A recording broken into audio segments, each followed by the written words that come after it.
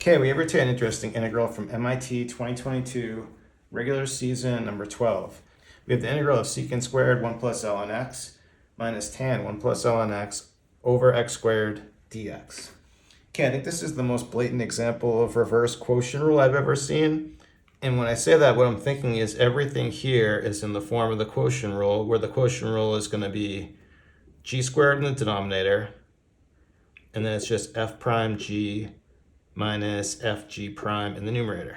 So we've got something squared in the denominator, we're subtracting these two things in the numerator, and the derivative of tangent is secant squared. So this is all looking good, except for one thing we need to think about though is there's going to be chain rule, right? When you differentiate tangent, you get secant squared, but then we need chain rule on this. But let's not deal with that yet, because I like to start, the simple part is just this g. If g squared is x squared, for this to work, we're saying g needs to be x. Then for a g prime value, that's going to be easy because g prime, that's just 1. So let me just kind of multiply on that 1, because that's not going to change it. So like this here, this is going to be our g prime. And so looking at this formula, for this to make sense, we need f. We need f to be this piece right here. So we're saying f is going to be just tangent 1 plus ln x. Then I'll take a derivative to find the f prime value.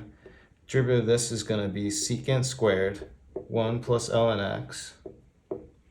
Then chain rule, that derivative is 0. Derivative of ln x is 1 over x. Let's just write it like, let's write it like that. And you might be able to see that this is kind of perfect, because let me just make a little space here. Let me just kind of force in this 1 over x here. And so in order that I'm not changing it, let's multiply in by 1 over x. No. But so that I'm not changing it, let's just multiply by an x here.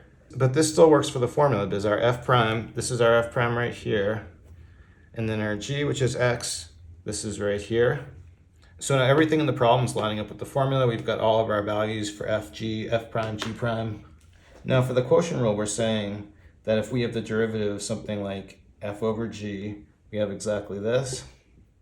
But this whole thing here is inside of an integral. So this thing's inside of an integral. So we're taking the integral of a derivative. What's going to come out is just this stuff.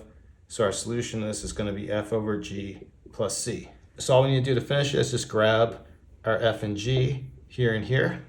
Putting this together, for the final solution, we have just tan 1 plus ln x over x plus c, and that's it. Okay, so like I said in the beginning, they really didn't even try to disguise it. It's just kind of blatant reverse quotient rule. You also, of course, could do this with integration by parts. Whenever you have a product rule or a quotient rule situation, you could always do integration by parts on it. Okay, that's it for today. Thanks everyone for watching. Have a good day.